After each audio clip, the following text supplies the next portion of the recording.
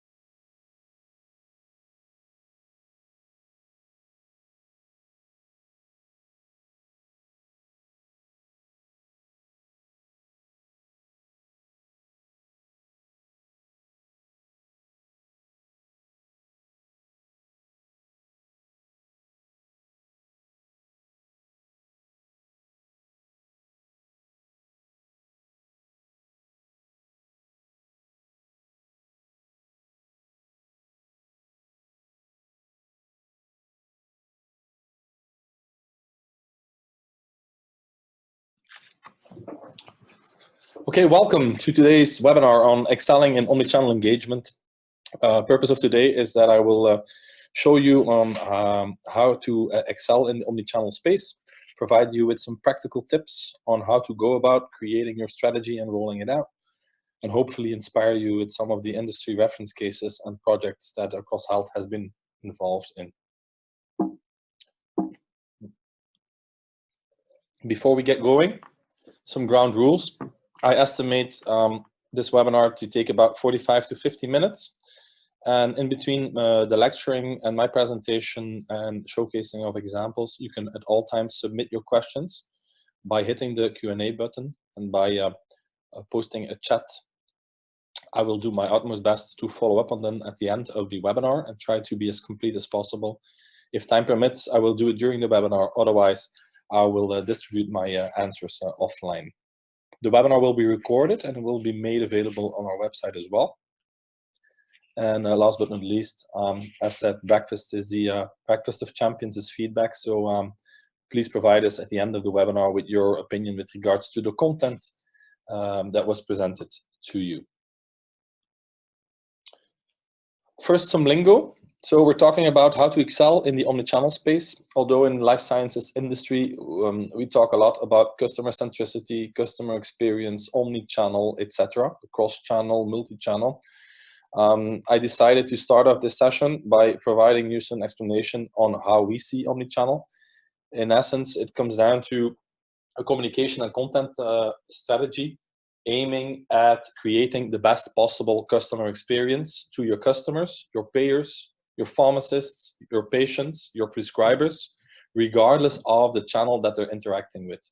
So we want a seamless integration of all the channels, and the aim is to provide them with the most pleasant, the most efficient experience in the quest of looking for particular information or looking for a particular service. Excelling, well, not the Microsoft spreadsheet solution. Excelling is, well, to be unequaled, to do better than the rest. Why do I bring this definition to the table? Because if you want to do better than the rest, you need to have some sort of benchmark. You need to know what the look of good is in the pharma industry so that you can set yourself goals to outperform what the mainstream competition is doing.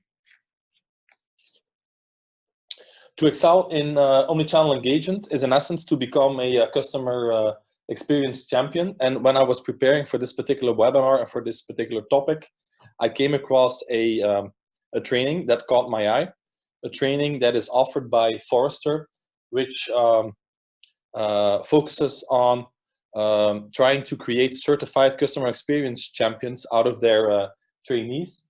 And why did this particular training caught my eye? Because in essence, it was really honest about what it was trying to achieve.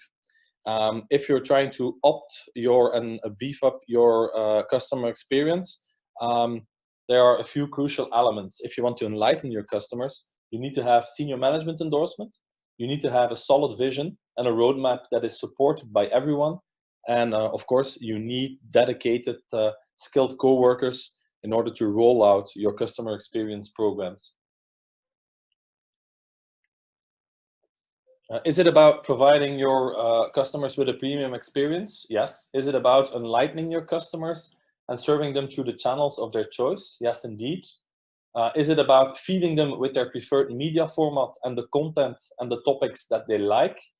Yes, it is. But pharmaceutical and life science companies do not engage into omnichannel and customer experience journeys out of philanthropy. No, there is a sound economic ground for going in the customer experience and omnichannel space, because there's a proven link between a positive, high-quality customer experience and the revenue streams that you can generate. The better the customer experience, the higher the revenue stream you can anticipate. And in this day and age of where the virtual world and our day-to-day reality, that there's no boundaries anymore.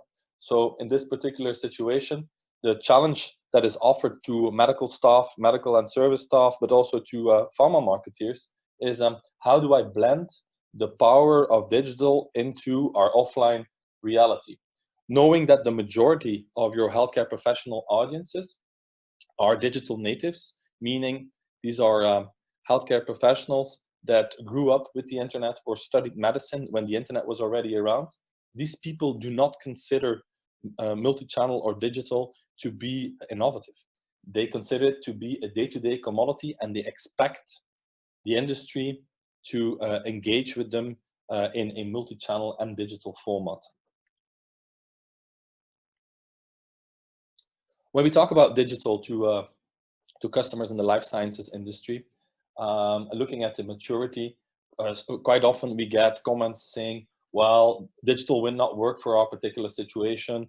This type of specialist, an oncologist or a neurologist, they're not open to engaging digital in a digital manner. They do not trust us, so they don't trust our digital assets. And on top of that, regulations prevent us from going digital. Indeed, quite often, regulations play an important role. For example, you cannot promote your website, you cannot engage into a search engine marketing campaign, so a pay-per-click campaign, where you bid for your own brand name as a keyword. That's forbidden by law. On top of that, you cannot disclose promotional information in Western Europe in a direct-to-patient manner. But quite often, in my personal experience, the regulatory context is used as some sort of a bad excuse to not have to change your old habits. And is there reasons for going in the digital space? Yes, there is. As Forrester was claiming, there's a link between positive blended customer experience and revenue. I brought you a study, the Digital Advantage study from MIT and Capgemini, where they looked at how digital leaders in the various industries outperformed their peers in every single industry. How did they measure the maturity of companies and industries? They looked at two particular axes. The first axis was digital intensity, and this was measured. What's the level of investment that a company does in investing in digital assets? And that's not only marketing assets, so it's not only marketing technology and marketing automation tools. No, it's also collaborative platforms to allow co-workers to work together. It's about the investments that are made in business intelligence and analytical frameworks, etc. So that's the first axis. And the second axis is transformation management intensity. So next to measuring the digital intensity, we're trying to measure transformation management intensity.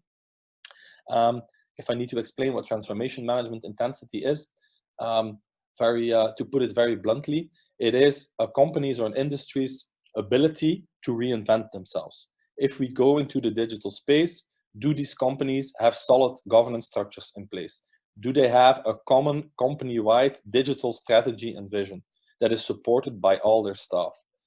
Do they have the right procedures in place? Do they have the right skill set? Do they have the right resources? Companies that excel on both axes are what we call digiderati companies. So digital intensity high and the capability of reinventing themselves also very high. If we look at digiderati, and we look at digiderati in the pharmaceutical and life sciences industry, digital companies tend to be 26% more profitable than their industry peers. And on top of that, they tend to generate 9% more revenue. Furthermore, when we look at their market valuation ratio, on average, they generate 12% higher market valuation ratios. So Forrester is saying you need to go in the customer experience space and you need to become a champion. CAP and MIT are telling you, well, there are sound economical grounds to becoming a digiderati company and transforming your organization. Also, Boston, our colleagues of Boston's consulting group are saying that in this day and age where we need to blend the offline with the online reality, the benefits that you can reap from optimizing your channel mix can increase your company's or your brand revenue by up to 10%. So we need to fix the mix. But if I look at the current state of the industry, quite often we are using old recipes for this new reality. And this is like fitting a square peg in a round hole. And to demonstrate what I mean, I brought you some numbers. So although we know that by optimizing our mix, we can generate up to 10% more revenue, when we look at the pharma staff, only 8% of pharma staff that we talk to on an annual basis, we launch our maturometer, which in essence is a survey amongst life science professionals. And I think a lot of you participate in our annual maturometer. Only 8% of you claim that you have a robust process in place for making the right channel mix decisions. So how do I compile my multi-channel or omni-channel mix? Only 8% of you say, well, we have a good process that works. So 92% of them are really still struggling to becoming customer experience champions. And this is translated into the third number, when you see that less than 35% of global specialists tell us that they're satisfied or very satisfied with the pharma's digital offerings, meaning 65% of them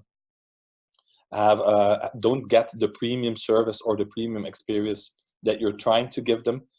In essence, if you then look at what the link is between customer experience and revenue, well, it's quite evident that you don't need to expect a high revenue boost in this type of situation.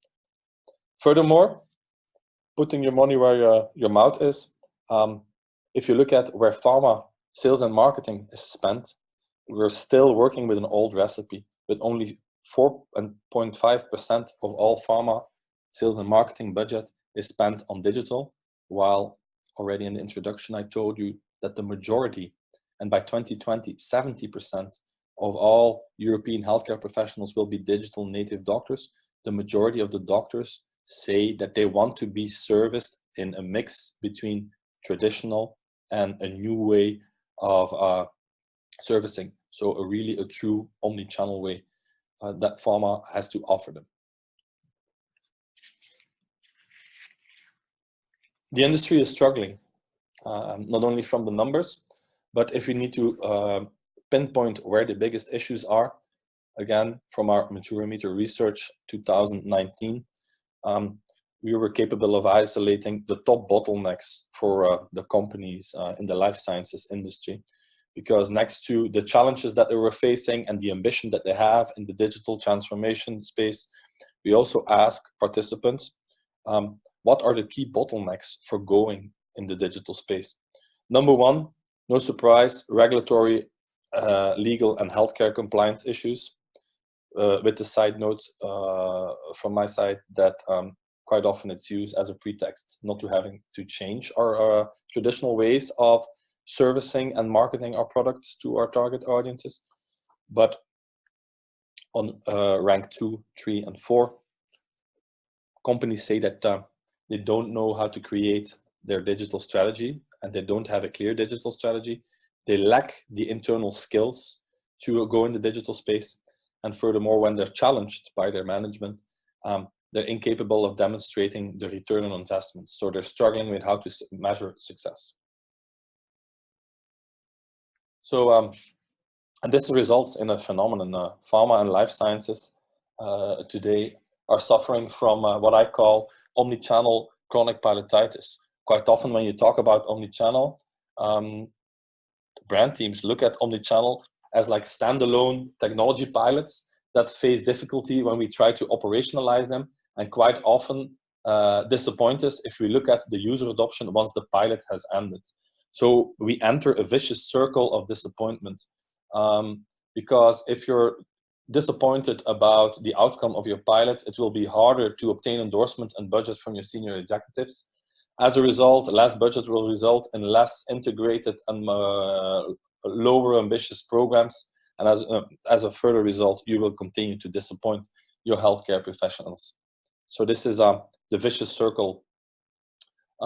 Most apparent to this particular situation is also what we call the shiny object syndrome. That's one of the most common pitfalls for brand teams, because if you look back in 2011, 2012, when the iPad was brought to the market, pharma companies tend to jump to tactical conclusions. So the iPad was brought to the market, and out of fear of being perceived as the old school company and out of competitive pressure, they decided, let's buy 600 iPads. So they invested heavily in hardware without questioning what the strategic fit was. What are we going to do with it? How will this fit and contribute to delivering the strategic objectives that we set for our particular brand? A more recent example of the shiny object syndrome is the explosion of healthcare apps. If you know that nowadays over 400,000 health-related apps are available in the Google Play and the Apple App Store, and on a daily basis there are 2 to 3 new apps coming out. This is astonishing, because from a patient context, we know that patients tend to only use 1 or 2 apps to manage their condition. If you know that there are 400 to 500,000 apps out there, competition is fierce, and a lot of money goes down the drain. Sometimes investments are made into what is called an app, but when you take a closer look, it is an app. It's a website on steroids that's packaged as an app. Again, an example of the shiny object syndrome. To help you overcome these type of issues, I know that a few of you that participate to the webinar already enrolled into our running campaign. So in the context of planning for 2020, with the current brand planning and budget cycle going on, we released a series of supporting assets that can help you tackle the hurdles that we see from the Maturometer. We will help you define your strategy and translate it to action. We will provide you with some research findings that you can optimize your channel mix, and we will help you simulate and measure the impact of your campaigns. So this is not the intention to continue to talk about this particular campaign, nor is it the intention to promote our services and goods. But for the ones that are interested in learning more, feel free to register for our running campaign. Which brings us to the essence of today. How do I create a compelling omnichannel strategy and campaign? Can you please teach me? How do I measure success? What is the look of good in our industry? So can you show me some benchmarking data? And how can I outperform my competition? At Across, whereas in the industry, we tend to jump to tactical conclusions, at Across, we say that we always put strategy before tactics. Because like Sun Tzu says in his book, The Art of War, tactics without strategy is the noise before defeat. So to answer struggle 1, we don't have a digital strategy. Can you please teach us to create a digital strategy? We advocate a 6-step approach. And those who are familiar with Across Health will know the 6-step approach. And to us, the tactical selection depends on the context and the messages that you're trying to bring. The channel selection and tactical conclusion will only be drawn in 4th place. But what does this really mean, and how can it help you? I will now, step by step, briefly explain you how we go about creating an omnichannel strategy. Step one, we always start from the brand strategy and from the brand objectives. We look at business opportunities and we look at the key stakeholders for your brands. We then try to translate it to something tangible. We try to translate it into action by looking at the leverage and leakage points for your brands. Where do I think can I gain the biggest impact? Traditionally, we start from this type of patient flow. So if you're trying to spot opportunities, you look at leverage and leakage points. In essence, this scheme provides you with an overview of what the prevalence of a condition is, and then it cascades down into, if for a particular territory, for a specific condition, we have X patients, what percentage of these patients seek professional help? So what percentage of patients experience symptoms and actively go and seek professional help by paying a visit to a healthcare professional? If they end up in the practice of a doctor, what percentage gets diagnosed correctly? What treatment class do they get access to?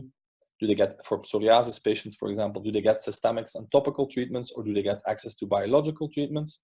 And then for the ones that get treatment A, B, or C, what percentage of them get access to your brand or to a competitor brand?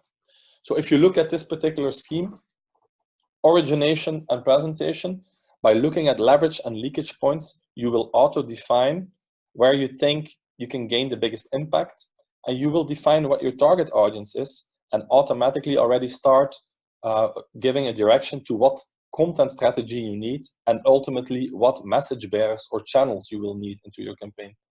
For example, when you look at origination and presentation, this is typically the space where we play if we want to activate patients to go and see their doctor. The typical activation campaigns to go and see your doctors is an example of omnichannel strategy geared towards patients in the origination and presentation space.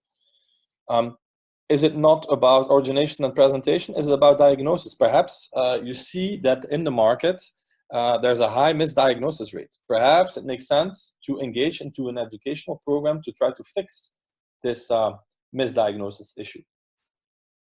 Or it could be that you play in the treatment and brand choice space. I already gave the example of psoriasis with regards to treatment choice. Do your patients get access to topicals and systemics, or do they get access to a biologic treatment option? This all starts with the healthcare professional. You need to convince the healthcare professional through disease awareness and education about this new particular treatment option. The brand choice space, this is quite evident. Imagine that there's a new entrant coming to the market. Sometimes it makes sense to simply go head-to-head with them in the practice of the prescribing physician. So you set yourself brand objectives. You decide where you want to play. Is it origination? Is it diagnosis? Is it treatment choice or brand choice? And automatically you will have defined your target audience. As an example again, if you pick activating, activation is predominantly about patients. This will automatically affect the content strategy that you need and the channels that you pick. Okay? So now that you've identified your target audience, you need to look at the different segments within that target audience. We don't apply a one-size-fits-all. You need to look at what the current behavior of your target audience and segments are versus what the intended behavior is. If you try to be successful in the commercial context, you need to push people up the adoption ladder from I'm not aware that this particular treatment option exists over to I'm aware that this treatment option exists, and within this treatment class, I have choice between A or B, but for the moment, I prefer A. So you need to push people up the adoption ladder.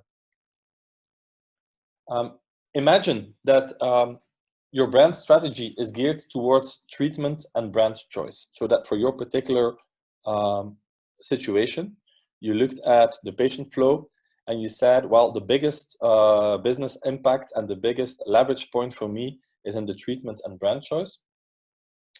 Within that campaign or within that strategy idea, you will have identified that the prescribing audience is your main target audience, but within that target audience, there will be various different types of physicians. Some doctors will still need to be convinced about the treatment option that you have at hand. Others will already be convinced about the treatment option, but are mainly prescribing competitor brands. Others are already initiating prescriptions for your brand. And then the ultimate segment, there might be doctors already that are proactively advocating the use of your brand for the treatment of a specific condition. So you identify your segments, and depending upon the segment, you already predefined what content and services you need. A doctor that is not convinced about a particular treatment option, to me, it does not make sense to immediately carpet bomb him with messages around product characteristics and product comparisons to your main competitors. No, you need to convince him about the treatment option, so the content and services that you need will be more disease-related and educational of nature.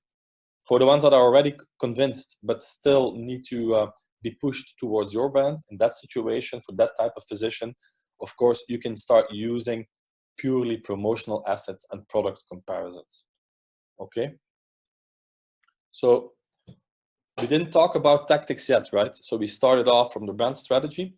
We looked at leverage and leakage points. Where can I gain the biggest impact? You auto-defined who your target audience would be for your strategy. You started segmenting and looking at what the current behavior of doctors is versus what you want them to do. And automatically, now we enter the phase where you need to define what content and services you need to inflict change upon your prescribing audiences. Someone who still isn't convinced about a treatment option, he will need to be educated. Someone who's already convinced but prescribing the competitor brand, he or she could benefit from a discussion on product characteristics and comparing brands with one another. As said, we would teach you and help you on how to excel in omnichannel engagement, but I also promised you a few examples and industry best practices. And the first example that I bring to the table is an example of web content planning that we did for 2 brands. We're talking hypertension and diabetes type 2. The region, it is a Western European country, and our customer was a well-known pharma company where we applied our methodology. The brand and the campaign objective for the hypertension and diabetes type 2 campaign was quite obvious. We wanted to remain in the pen of the prescribing audience.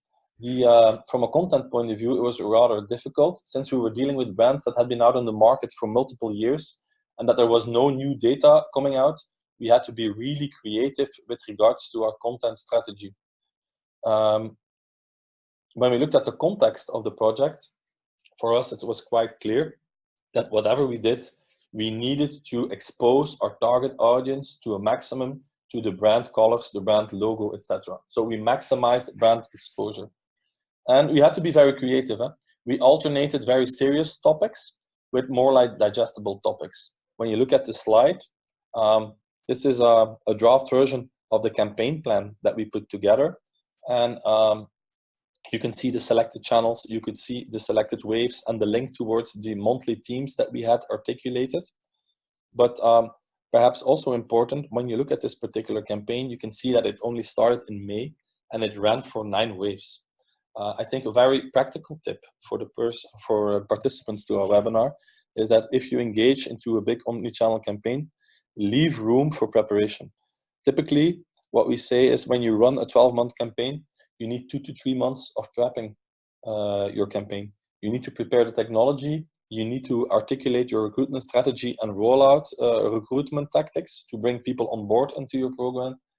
And furthermore, hyper important in the context of prescription medicine, you need to accumulate a critical mass of pre-approved content, meaning we will only kick off the campaign if we can populate the first 2 months of campaigning, because otherwise you run the risk that your campaign gets stopped along the way, that it gets stopped after the send out or the release of the first content and the first messages.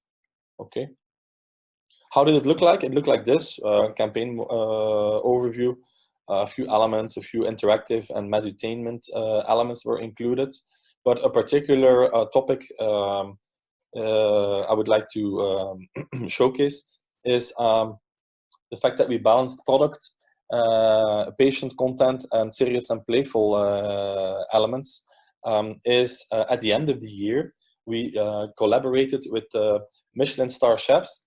And what's the parallel between a hypertension and a diabetes type 2 patient? They both need to comply to specific dietary needs. So they need to, they have some diets to follow. And with the end of year period coming on, together with our customer, we set up a collaboration with 2 Michelin star chefs, with a dietitian, and we received endorsement from the professional association. We released some sort of a recipe book, and it was offered to the prescribing doctors as a patient support service. So by email, they were presented with our end of year recipe for hypertension and diabetes type 2 patients, and also onto our portal, they could download and order the booklet. Why do I bring this example? Well, I think it's a nice example that demonstrates that regardless the context of your brand, content will always be king. Channels, and I did not talk at length about channels yet, the content will remain king. Channels will only be used as message bearers. So don't jump to tactical conclusions. Start from your strategy, translate into tangible objectives, segment your audience, look at the content and services you need, and then and only then you will be ready to decide what message bearers you need to distribute the message. Okay? I see that there are a few questions coming in. I will get back to the segmentation question at the end of the webinar. Okay, so content and services. When we look at where we're at in the process, we are at step 4. We're on our way to creating a full-fledged omnichannel strategy. And finally, we can start talking about tactics. Not sure whether you're familiar with this particular animation, the evolution of the desk. For the ones that are not familiar with it, I highly recommend that you take a quick look, because it depicts the journey of how our professional desk evolves from the 1980s to 2014. And it was animation which was created by the Harvard Innovation Center. So with the rise of the internet, the life of marketeers and medical staff became much more complex, because suddenly we have a wide variety of new channels that we could pick to service our customers. But we had to ask ourselves, what channel do I pick for what particular segment? How do I interconnect the channels and segments with one another?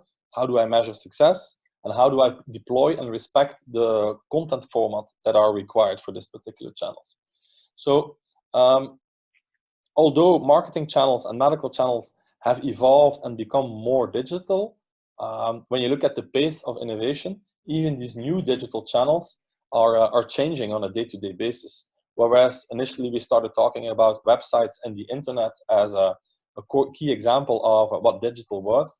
Nowadays, we start talking about smartphone apps, we start talking about wearables. So our life as a medical staff member or as a marketeer in life sciences has become more complex, and we get a lot of questions from our customers around what factor do I need to consider, what factors influence the impact and the reach of the campaign messages that I try to push out. Can you, dear Across Health, can you help us with defining how the success formula for multi-channel and omni-channel engagement looks like? And indeed, we can. In essence, to us, the omni-channel success recipe, to put it a bit visually, is what is depicted on the cocktail shaker. If you want to go to full customer engagement, you need access to research to pick the right channels and to bring them into the mix, so both off and online. You need to be aware about what the frequency of the window of opportunity for frequency is. You might pick a particular high impact channel, but if your target audience is only exposed to it once a year, perhaps it's wiser to go for a medium impact channel where the frequency of exposure is 4 times a year. Furthermore, you need to know who your customers are. So it's not only about picking the right channel, it's depending on which customer you're talking to, one channel would fly versus another that wouldn't fly. You need to bring in the right content. You need to consider the context of a channel. As an example, if you consider using webinars and webcasts, for example, I always give the example of my home country being Belgium. We know by research that if you look at the context for deploying a webinar series, the ideal length for running a webcast is in Belgium, if I'm not mistaken, 42 minutes. So it's not about a one-size-fits-all approach. It's not about picking a channel and rolling it out to all your customers. No, you need to consider the context. You need to consider the customer for which that you're trying to reach out to.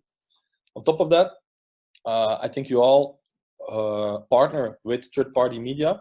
So you hook up with partners to do your email marketing fulfillment, or you hook up with partners to put bannering on your medical fora. You really need to have insights into what the most suitable partner is for your campaign. And last but not least, if you want to be successful in the omnichannel space, as said, you need to be unequaled. So you need to know what the look of good is, in the industry.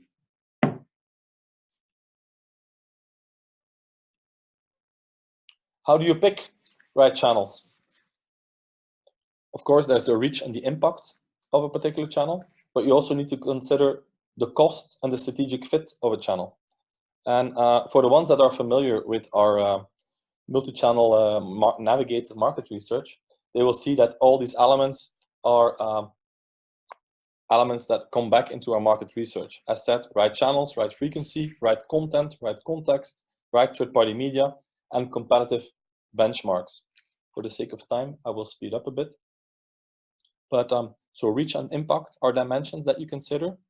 But I think when you look at fixing your mix, there's a new concept that we introduce. We introduce a unit of measurement into our research, where we express the impact of channels in terms of their relative weight compared to the golden standards in pharma, still being the sales rep or the MSL.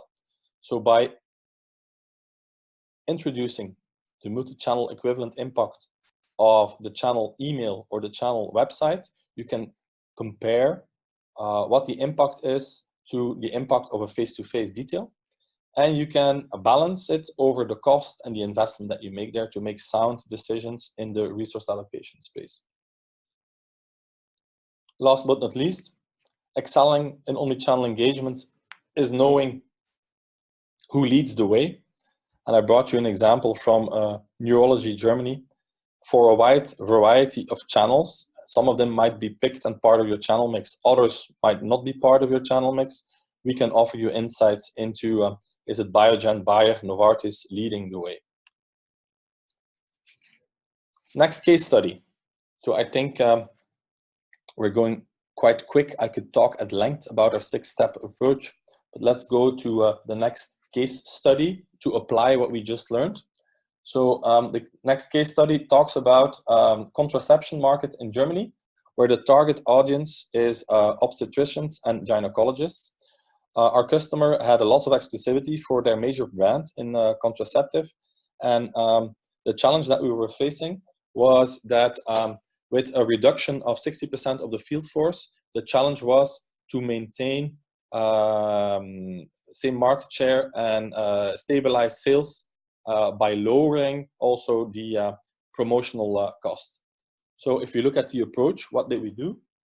We, of course, compiled our channel mix based upon research, our navigator research. So for the German gynecologist, we had a clear picture around what channels had what particular reach and what particular impact. We created a campaign flow and we integrated the use of reps because there were remote calls going on. Sales reps were used to remotely reach out to gynecologists and actively promote the program that we were launching. So we used and collected email opt-ins by leveraging the eRep promo call. And we set ourselves strict KPIs and metrics to monitor the customer acquisition, the engagement, and the conversion that we were measured through the campaign. Throughout, as of day one, we had our analytics and dashboard framework in place, and this allowed us to fine-tune and streamline our campaign. As a business impact, although 60% of the sales force was reduced, and we were dealing with a mature market with a lot of generic competition, we measured an increase in brand awareness, and we managed to stabilize product sales with a significantly lower promotional cost.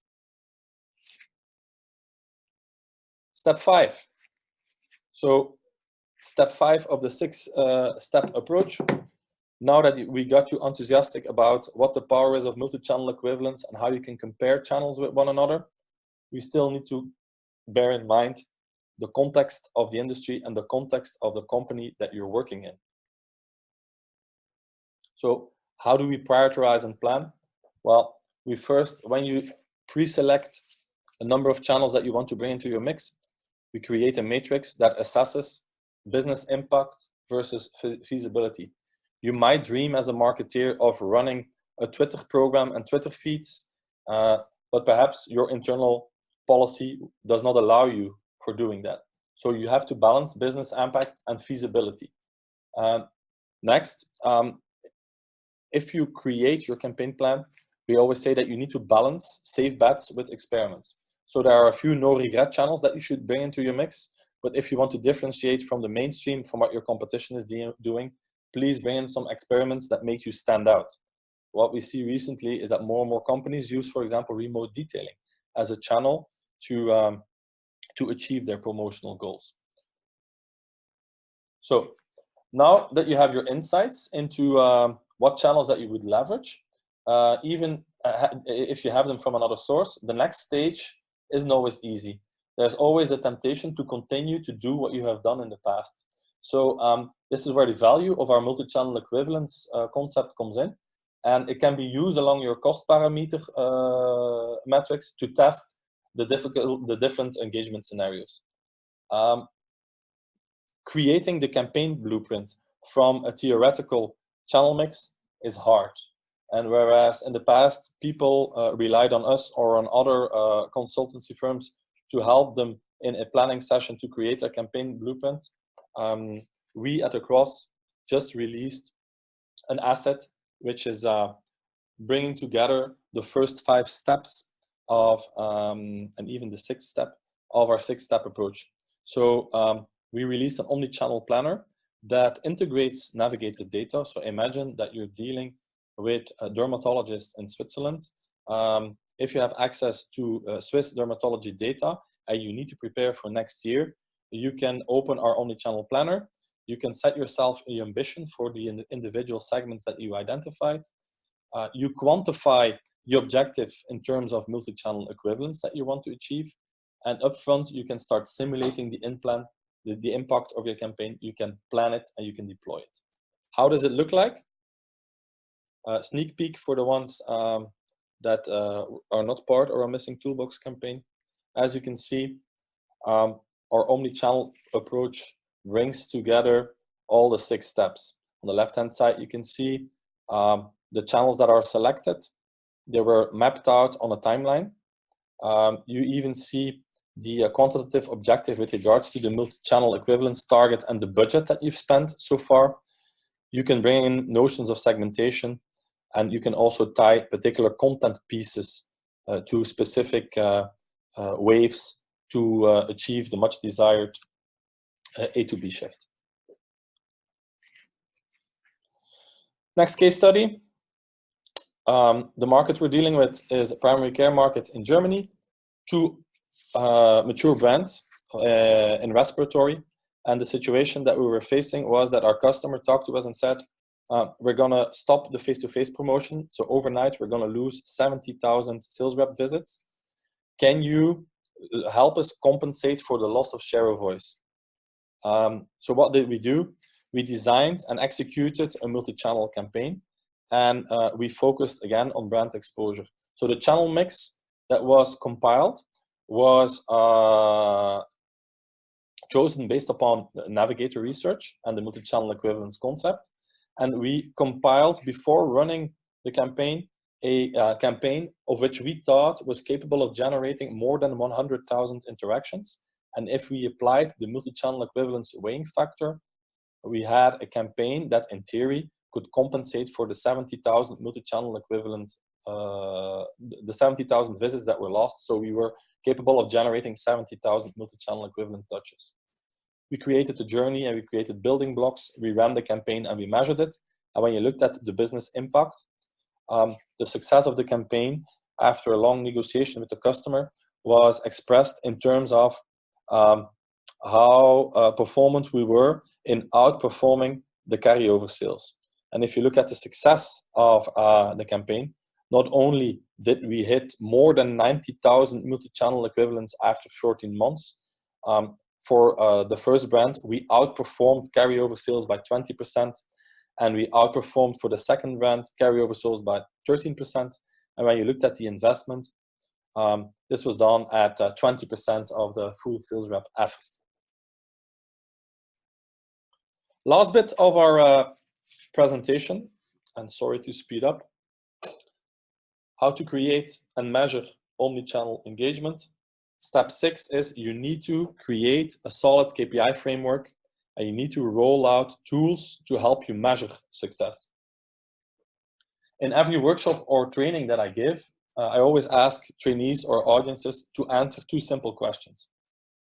Imagine that you're running a campaign consisting of 5 channels. Let's take website, email marketing, remote detailing, bannering, and webcast. And then I ask them 2 questions. How would you measure success for your campaign? That's one thing.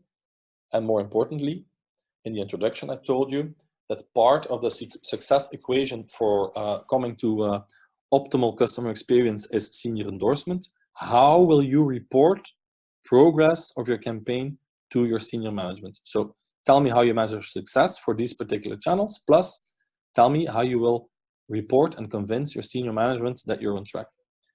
And regardless of the region, regardless of the disease, regardless of the brand, in 99% of the cases, we always get the same pattern of answers.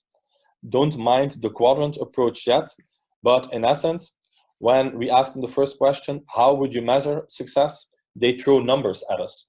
Oh, I would look at open rates. I look at click-through rates of my email. I look at registration rates and the number of doctors that accepted a remote detail. I look at the number of unique web visitors. I look at the number of visitors that come back to my website over time. Numbers, numbers, numbers. Second question, how would you convince your senior management? Well, they say, well, sales and market share, of course, and ROI. They throw ROI at me. So they give me numbers and they give me ROI. Problem is that the numbers bit tells you something about, are you capable of reaching your audience? And these are leading indicators for your campaign. Whereas sales, market share, ROI is demonstrating effect of your campaign. That's effectiveness. And that is a lagging indicator. So how will you be able to predict positive sales growth simply by looking at the number of unique web visitors that you have? You can't. So you need connecting tissue between your reach numbers and between your effectiveness numbers. So, and this is where our KPI measurement framework comes in. This is a framework that we adopted from the fast-moving consumer goods industry. And if you look at the lower left corner, opt-in rates, open rates, click-through rates, number of visitors on your website, number of doctors accepting a remote call. These are numbers indicating reach. So are you capable of reaching your target audience? This does not tell you whether they liked or disliked the experience. In a customer experience context, you need a qualitative indicator. Imagine that you're capable of exposing a doctor to a remote detail session. At the end of every session, and that's the best practice, we ask the doctor, how did you like the content? How did you like the presenter? And how did you like the technology? And would you recommend remote detailing to a peer? So you get a qualitative indication around, for the ones that were exposed to the channel, did they like the channel and did they appreciate the channel? And that's what we call engagement. So next to reaching your audience, you need to provide them with a positive experience through the channels that you expose them to.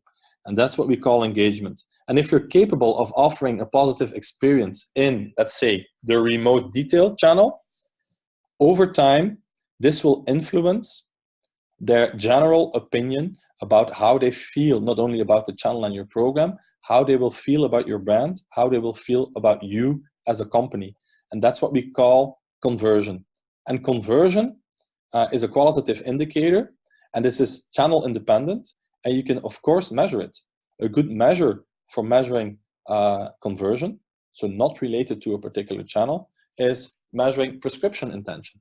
Another example is over time doing a trend analysis over your net promoter score.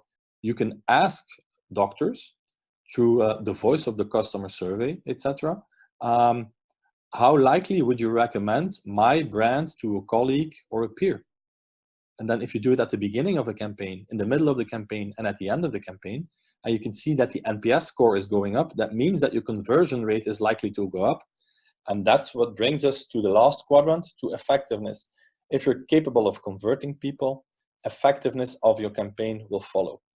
So in a nutshell, you need to have reach metrics in place. You need to have engagement metrics in place, which are channel specific. You need to have overall conversion metrics in place, and then you will be able to measure sales and positive impact on market share and ROI. Okay. The very basics, how do you do that? I think you're all familiar with, I think for the ones that do already campaigns, you have like dashboards, you have internal services or external consultants providing you with website analytics and with individual channel performance analytics. But you can take it to the next level, because this is all about counting numbers. This is what we called, am I capable of reaching my audience? The upper quadrant was engagement through a channel. Can you measure engagement? Do people have a positive experience through a particular channel? The simplest form of measuring whether people have a positive experience onto your website would be to have like star ratings. Did they like the article that they read? Or in the social media space, the well-known thumbs up, thumbs down. That's also an indicator of engagement. But the example that I brought you here, the next level of measuring this engagement, is a concept that we created which ties behavioral objectives and business objectives to the behavior of a web visitor. And that's what we call visitor engagement. I brought you a case study to demonstrate how we go about measuring visitor engagement on a website. To set the scene, the geography is Finland, the therapeutic area is psoriasis, and the situation that we were facing is that a particular customer launched a new product in a specific new biologic treatment for psoriasis. We know from research that patients suffering from psoriasis get access to systemics and topicals, but at that time did not have open access or no easy access to biologics. Most of the reasons why this was the case is because predominantly for the management of their condition, they kept on going to their primary care physician, who was not on top of new treatment options. So the ambition that we set for our campaign was, we need to launch a concept where we can educate patients, make them more vocal, and convince them to ask for biologic treatment and go and visit their dermatologist instead of always going back to their primary care physician. We applied our methodology, and the campaign consisted of a few elements, but there was a main tactic being the patient disease website. So we had a patient disease website that depicts how it was to live with psoriasis, and also gave some insights into what the different treatment options are. And the whole idea of the website was to guide patients to the dermatologist rather than to have them going back to the GPs, where in some occasions they might not get access to the biological treatment. We deployed our visitor engagement approach. In essence, it's more complicated than what I will explain, but it comes down to you want them to go to the dermatologist. So what do? You score and you rank your content and key pages. So you look at what key content needs to be consumed for someone to start being convinced that he or she needs to talk to about biological treatments to their dermatologist. And although from an engagement point of view, and by simply counting the numbers, because there was a big search engine marketing campaign in place, we had a lot of visitors to the patient website, but that does not guarantee you success, because when we deployed the visitor engagement approach, for every visitor to our website, we requested whether they were open to answering a particular survey. And then we looked at what specific content and pages that they consumed on our website and what their intention was for their next healthcare professional visit.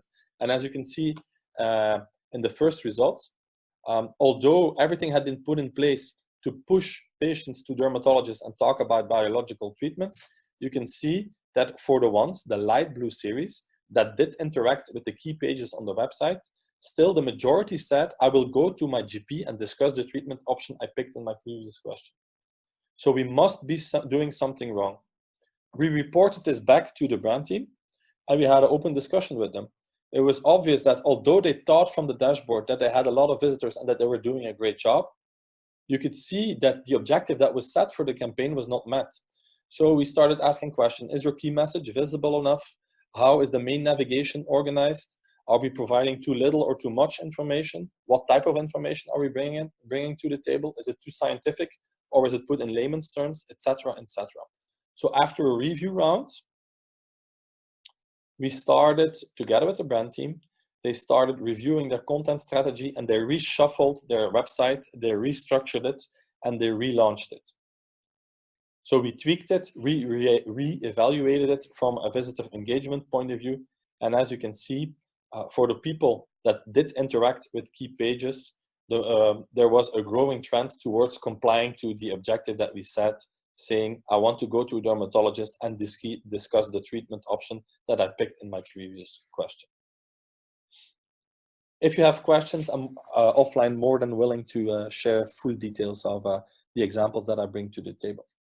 To close off the webinar, and I know that we're running slightly over time, I brought you the last case study because we talked a lot about mature brands.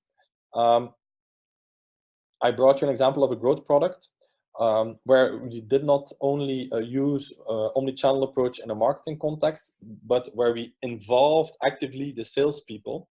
So situation is we're dealing with mitral regurgitation and we're working together with a European medtech company.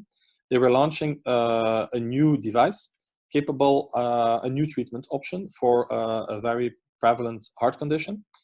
And they created a multi-channel campaign to create the momentum for their product. So they started educating and promoting their brand and their treatment option to all cardiologists and echocardiographers in Europe. After 18 months' time, we saw that we had accumulated a lot of information with regards to what particular doctor is engaging with the campaign and is showing interest in this new treatment option.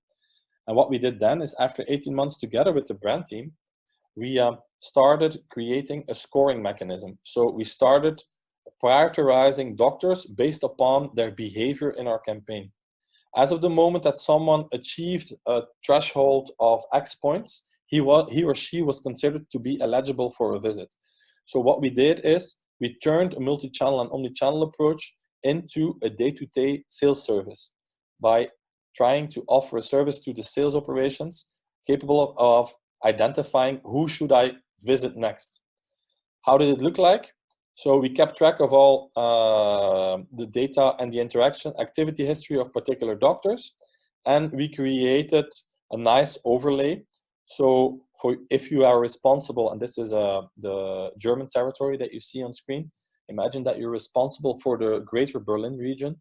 You could drill down into what particular center or what particular private practice demonstrates a lot of engagement and is perhaps ready to start referring patients to a center for this particular treatment, but is currently not referring patients yet. So we introduced the notion of hot versus cold leads, and instead of blindly shooting at a target audience, at one point the salespeople used the output from the omni-channel campaign as like planning input to prioritize their visit. you might say, okay, this is really nice, but this is again tooling. If we then look at the results, so we created control groups in this particular campaign, and we had groups that were only exposed to multi-channel. We had groups that were not exposed to the campaign and were only visited. But for the group that was exposed to both the campaign and to sales rep visits, you could see that the growth for the product and the growth measured in terms of the number of patients that were referred for a particular treatment to a particular center, you could see that the synergy between multi-channel and reps is really paying off. Okay, sorry to have gone over time. I know that was a lot of information to digest. We're more than willing to help you with all the questions that you have. I created a placeholder slide holding references towards most of the research pieces and elements that I discussed. And with that being said, I would really like to thank you and look at some of the questions that you guys have expressed in the chat box. So let's look at the first question. I agree with the segmenting of the healthcare professionals and then sending them the specific content. However, how would you segment them? What are your best practices to segment healthcare professionals? There are best practices. There are two, and I can talk at length about it. There are two, I would say, very simple approaches that we use. Well, simple. There is the McKinsey archetyping. Not sure whether you're familiar with the McKinsey archetyping, but in essence, it comes down to exposing a doctor to 7 statements, and a doctor can answer on a 5-point scale whether he or she is completely agreeing, neutral, disagreeing, or completely disagreeing. And by providing their opinion on these 7 statements, and that's the McKinsey archetyping, you can cluster doctors into one of the 4 McKinsey archetype segments. You have the independent doctors, the relationship seekers, the transactionals, and the knowledge seekers. And depending on the segment they fall in, they have what we know from research. You can draw conclusions with regards to the uptake of new medication, whether they're slow or very quick at uptaking new treatment options. And every segment also has a distinct degree of their openness to interact with pharmaceutical industry. The relationship seekers, for example, these people are the ones that really value the interactions that they have with you as a company. They value the visits that they get from your sales reps and medical liaisons. And they even value the informal talks that they have with them. Sometimes a 30-second hallway talk proves to be valuable to a particular doctor. On the other opposite of the spectrum, you have the independent physicians. And the independent physicians are the segment of physicians that solely rely on evidence-based medicine. So these people do not value informal interactions with you. You need to show them the numbers, you need to show them the data. And from an adoption point of view, they tend to be the slowest in embracing new treatment options. But I'm more than willing to, if you drop me an email, more than willing to share the full details of the McKinsey archetyping approach, which is also part of the Navigator research that we run. Another segmentation approach that you could use is based upon 4 questions. We are capable of pinpointing a doctor into 4 quadrants. So we have either a doctor is considered fully digital or a doctor is considered to be fully traditional. And then we do an overlay with the content. Is a doctor purely relying on his own experience and his experience with patients, or is he relying on the study and data? So is it a rational doctor versus a more emotional doctor?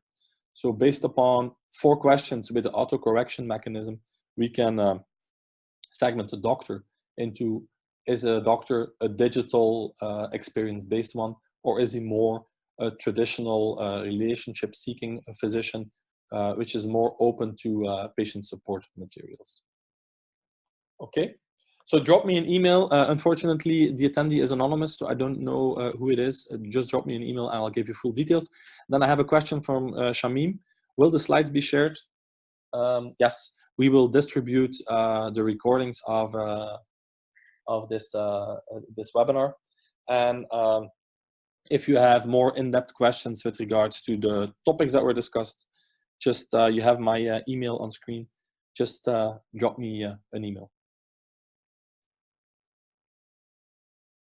Other questions, remarks, or comments? No? Well, then I would like to thank you for your time. I hope you found it valuable. And as said, feedback is the breakfast with champions. So please express your opinion with regards to the presentation and the contents that were brought to the table. Wishing you a lot of luck in your quest to excel in omnichannel engagement. Thank you and have a nice day.